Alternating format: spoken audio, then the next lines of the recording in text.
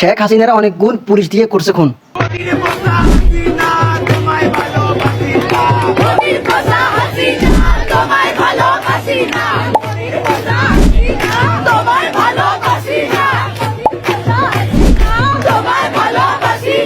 আমাদের পার্শ্ববর্তী দেশ ইন্ডিয়া, কলকাতা, ওরা কিন্তু আমাদের জন্য মাঠে নেমেছে, রাজনীতির মাঠে নেমেছে।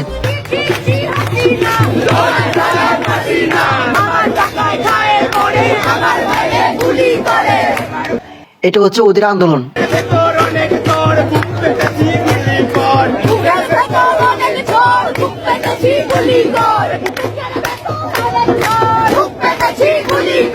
বর্তমানে আমাদের দেশে কোনো আইন নেই, বিচার নেই, কেউ উচিত কথা বলে না।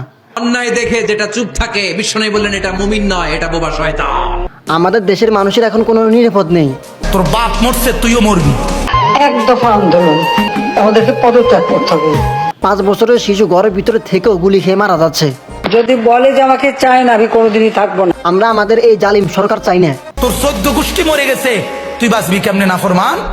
শেখ হাসিনা কান্না করে বলে যে মায়ের বুক খালি কি হইলো আমি কি বুঝি না, আমারও বাবা মারা গেছে, বুঝলে তুই ফায়ারের আদেশ কিভাবে দেস?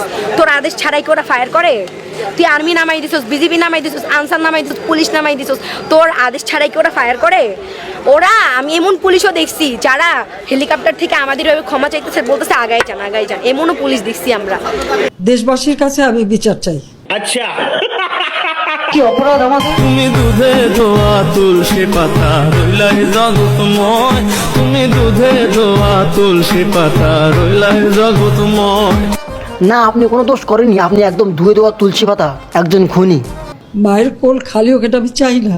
ও আচ্ছা, কোনো মায়ের কোল খালি হোক সেটা আপনি চান না? তাহলে আমাদের 1000-এর উপর শিক্ষার্থীর খুন করেছেন কেন? আমার অনেক কষ্টের ছেলে, আমার কথা কি আপনাদের বিশ্বাস হয় না?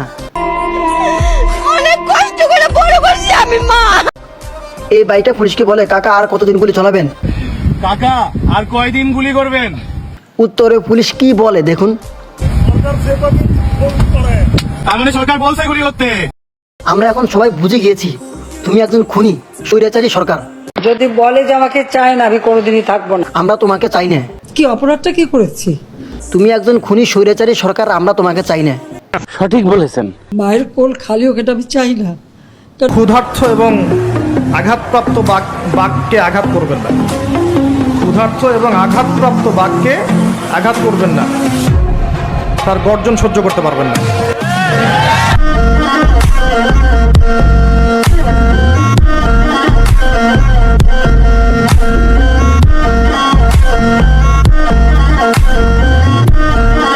কারণ আমি তো বাবা মা সব হারিয়েছি, আমি তো জানি হারাবার ব্যথা কত কষ্ট। মায়া কান্না বন্ধ করো প্রিয়, আমরা এখন সবাই বুঝে গিয়েছি। একটা ছোট বাচ্চাকে পুলিশ গুলি করার পর ওই ছোট বাচ্চার বড় ভাই এসে কান্নাকাটি শুরু করলো। এই যে পুলিশ বাহিনী, আমি তোমাদেরকে বলি, মনে করো তোমার ছোট ভাইকে যদি এখন অন্য কেউ গুলি করে, তখন তুমি বুঝতে আমার টাকাই চলে, আমার টাকাই খায়, আবার আমার উপরেই গুলি করে। আহা, কত মায়াবী কথা। পরিবার হারানো কষ্ট আমাদের প্রধানমন্ত্রী শেখ হাসিনা সব জানে। শেখ হাসিনা কান্না করে বলে যে মায়ের বুক খালি কি হইলো আমি কি বুঝি না, আমারও বাবা মারা গেছে। মায়ের কোল খালি হোক, এটা আমি চাই না। কোনো বাবা মা চায় যে তার সন্তান মারা যাক? আমি তো বাবা মা সব হারিয়েছি, আমি তো জানি হারাবার ব্যথা কত কষ্ট। বুঝলে তুই ফায়ারের আদেশ কিভাবে দেস? তোর আদেশ ছাড়াই কি ওরা ফায়ার করে? তুই আর্মি নামাই দিছিস, বিজিবি নামাই দিছিস, আনসার নামাই দিছিস, পুলিশ নামাই দিছিস, তোর আদেশ ছাড়াই কি ওরা ফায়ার করে? আমি আর কি বলবো, যা বলো তো আমার বোনই বলে দিল। অন্যায় দেখে যেটা চুপ থাকে, বিশ্বনবী বললেন এটা মুমিন নয়, এটা বোবা শয়তান। আমাদের আন্দোলনটা যদি আজকে প্রথমে মেনে নিত, আজকে এত কিছু হতো না। উল্টো আমাদের রাজাকার বানিয়ে দিল। যত রাজাকারের বাচ্চারা নাতিপুতি হলো মেধাবী, তাই না? তোমার কথা অনুযায়ী আমরা সবাই রাজাকার। 4 কোটি রাজাকারের হাতে যদি অস্ত্র ওঠে, আপনারা কি থাকতে পারবেন? আপনারা মাঠে আসতে পারবেন? সরকারকে আমার একটা প্রশ্ন, আমরা যদি আমরা তো হাতে অস্ত্র নেই নাই, আমরা খালি লাঠি আর ইট নিয়ে নামছি। আপনারা tear shell, rubber bullet, original bullet, বোমা, যে যা পারছেন রাইফেল নিয়ে নামছেন। আমাদের হাতে যদি অস্ত্র ওঠে, আপনারা কি বাঁচবেন? এটাই আপনার কাছে প্রশ্ন। আমরা অস্ত্র ধরি না, যে হাতে কলম ধরি সে হাতে অস্ত্র ধরতে আমরা 2বার চিন্তা করি। আপনাদের মতো অমানিক হলে তা আমরা দেশ তো এইভাবেই চলে। একদম উচিত কথা বলেছো তুমি আপু, তোমাকে সেলুট। আর সবাইকে দেখে হাসিনাকে ভোট চোর বলে, এটার মানেটা কি আমি বুঝলাম না। কয়জন মুখে হাত দিয়ে বলতে পারবে যে আজকে আমি শেখ হাসিনার ভোট দিছি? কি আর বলবো, বলার ভাষাটা আমি হারিয়ে ফেলেছি। ওরে আমরা একবার বসাইছি, আরো কত বছর ধরে বসে আছে। আচ্ছা ওর কি একটু ইগোতে লাগে না ভাই? আমি বলতেছি এত মানুষ ওরে চায় না, ও তাও নির্লজ্জের মতো ওইখানেই বসে আছে। আমার নির্লজ্জ বললে বা কি হবে আপু, তার তো কোনো লজ্জা শরমই নেই। তো একটাই কথা, তুই যদি পদত্যাগ না করিস এবার তোর টাইম না হেডসেট পদত্যাগ করা মতো রে। তোর আসন থেকে তোর চুল ধরে টাইম না বাই করবো যদি কিভাবে তুই পদত্যাগ না করিস। তুই দফা আন্দোলন পদত্যাগ করতে হবে। জাতির কাছে প্রশ্ন, কি অপরাধ আমাদের? তুমি দুধে ধোয়া তুলসী পাতা রইলাই জগৎময়, তুমি দুধে ধোয়া তুলসী পাতা। একজন আপু বলে, আঙ্কেল আমার বাবা মা কেউ বাড়িতে নেই, আমার ছোট বোনকে ঘরে তালা দিয়ে আসছি। আর পুলিশ ওই মেয়েকে তুলে নিয়ে গেল। আগের জুড়ে ছাত্রছাত্রী ভাই বোনদের উপর অত্যাচার কোটা আন্দোলনে প্রায় 1000 উপর শিক্ষার্থী খুন হয়েছে এবং 5000 উপর আহত আছে।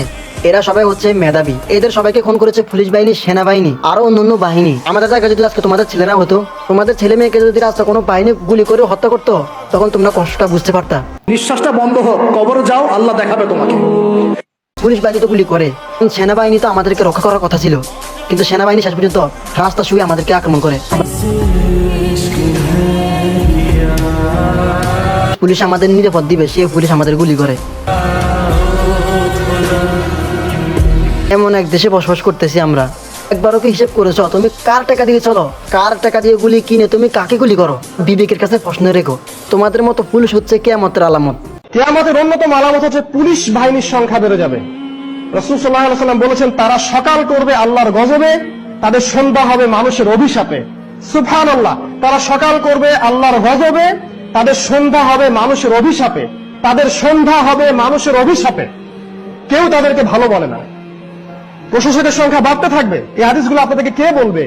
এখন যদি কেউ বলে ওদের কোনো দোষ নেই, ওদেরকে সরকার হুকুম করেছে তাই গুলি করে, আমি তাকে বলি, মনে করো তুমি আমার বাসায় কাজ করো, এখন যদি আমি তোমাকে হুকুম করি যাও অমুক ব্যক্তিকে তুমি গুলি করে হত্যা করে আসো, তুমি কি সেটা করবে? বাই টাকা পয়সা গুলো কিছু না, আসলে হচ্ছে মানুষের বিবেক, মানুষের তো। আজকে আমি দুনিয়াতে বেঁচে আছি, কালকে হয়তো আমি নাও থাকতে পারি। চাকরি বাঁচানোর জন্য যদি ছাত্রদের উপর গুলি করার অর্ডার মানতে হয়, তাহলে ওই চাকরি ছেড়ে দিন। কারণ আরেকজনের সন্তানকে খুন করে আপনার সন্তানের জন্য বাদ কিভাবে কিনবেন? বর্তমান পরিস্থিতি এমন হয়েছে, আগে আমরা ছোট বাচ্চাদের ভয় দেখাতাম পুলিশ আসবে, আর এখন যদি আমি তাকে পুলিশের ভয় দেখাই, সে কি বলে? আজকে একটা ছোট বাচ্চা পুলিশকে মূল্যায়ন করে না। ছোট বাচ্চারা পুলিশ দেখলে উল্টা মারতে আসে। এই থেকে শিখে নেওয়া উচিত, একটা ছোট বাচ্চা পুলিশকে ঘৃণা করে। ও আমি পদের মধ্যে শেখ হাসিনাকে বলবো, আপনি পদত্যাগ করেন, এটাই ভালো হবে। আমি একজন বাংলাদেশের নাগরিক, আমার মতামত আমি সবাইকে বলে দিলাম। যাই হোক, দেখা হবে পরবর্তী ভিডিওতে। আল্লাহ হাফেজ, আসসালামু আলাইকুম।